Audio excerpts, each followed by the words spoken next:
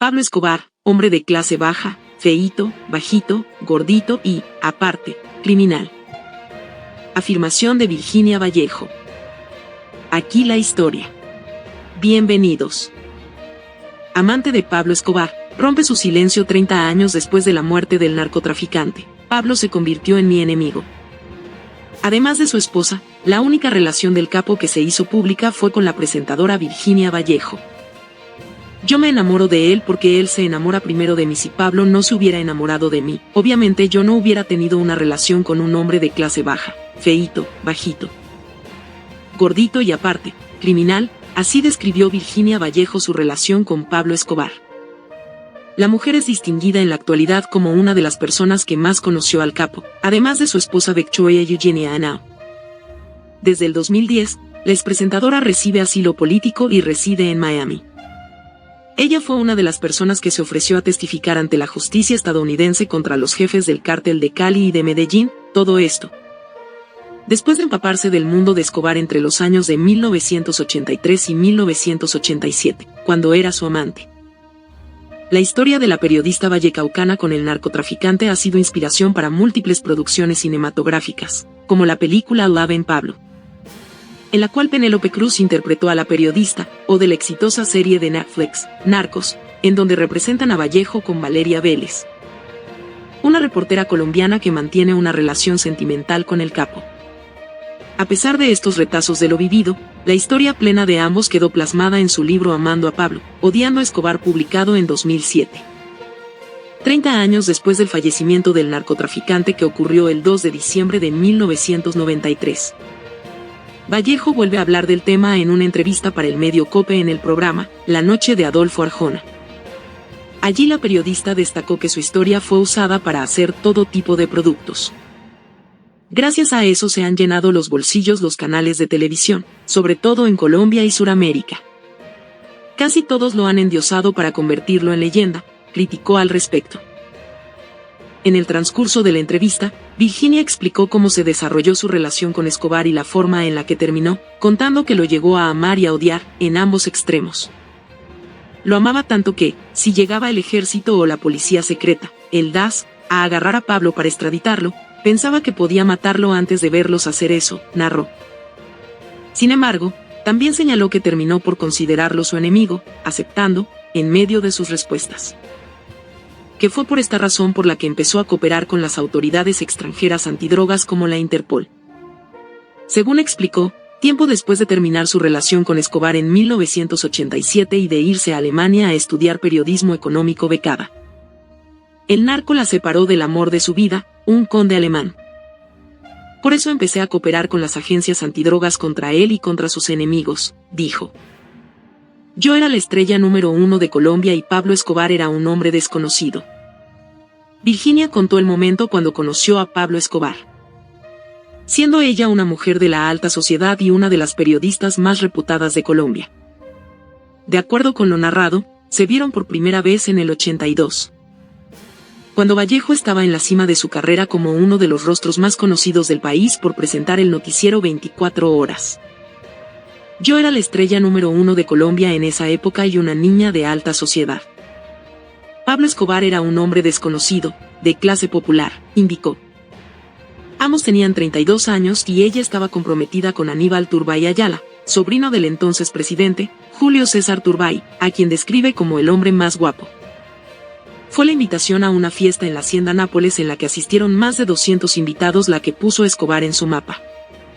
Un grupo de amigos nuestros nos invitaron a conocer un zoológico en una finca muy grande, que yo pensaba que era de un político, explicó.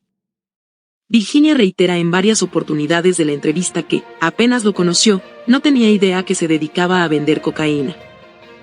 Ella lo creía un político suplente completamente desconocido. Sin embargo, con el pasar de los años, y después de volverse su amante 6 meses tras el primer encuentro, empezó a describir a Escobar como un hombre lleno de seguridad. Tanta que lo consideraba megalomaníaco. Él estaba convencido de que era un amante como Tarzán y que tenía un cierto parecido a Elvis Presley. Era tan megalomaníaco que estaba convencido de que no era bajito, feíto, gordito, y que sí era un gran amante y que se parecía a Elvis Presley. Esa era la seguridad que él tenía, concluyó. De hecho, dentro de la conversación admitió entre risas que Pablo Escobar nunca fue un gran amante. Sin embargo, la seguridad y la ambición del capo eran dos de las cosas que ella más recuerda, especialmente la segunda, resaltando una anécdota con la que quedó marcada. Al parecer sucedió cuando iban en su avión privado a un foro en contra la extradición en la costa de Colombia y él declaró que quería ser el hombre más rico del país. Si a los 30 años no tenía $1 millón, decía que se suicidaría de un tiro en la sien, comentó. La periodista explicó que terminó convirtiéndose en una confidente para Escobar porque él quería que escribiera su biografía. ¿Cómo fue la relación que tenía con Pablo Escobar? Vallejo contó que tuvo razones para enamorarse de él y para dejarlo también. Sin embargo, insistió que lo primero no fue de la noche a la mañana. El amor fue después de que lo saco en mi programa de televisión por primera vez y muestro sus proyectos sociales para los pobres más absolutos en Medellín, explicó.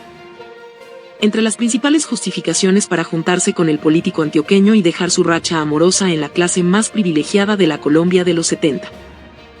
Fue su ayuda para conseguir el divorcio de su entonces marido argentino, el director y productor de cine y televisión, David Stevo, quien se negaba a concederle la disolución de su matrimonio. Pude divorciarme de mi marido argentino gracias a que Pablo Escobar le puso un revólver en la cabeza, si no, no lo hubiese logrado después de 2 años. Esa es una de las razones por las que yo amé a Pablo. Fue, tal vez, una de las únicas cosas que yo le pedí a Pablo cuando lo conocí, contó. Además de esa, hubo muchas situaciones que la fueron enredando con Escobar poco a poco, como que arriesgó su vida para salvarla de un remolino en un río durante el primer encuentro en su casa. Sin embargo, la expresentadora agregó que su dinero nunca entró entre las razones para estar con el hombre. Yo nunca viví con Pablo ni tuvo que mantenerme para nada. Yo tenía dinero, tenía una carrera exitosa y yo vivía en Bogotá en un apartamento de lujo que había comprado con mi segundo esposo en 1979, dijo. Virginia Vallejo aclaró que solía encontrarse con el narcotraficante en hoteles de la capital o de Medellín y que todo parecía ir bien hasta que fue señalado de asesinar al ministro de Justicia, Rodrigo Lara Bonilla.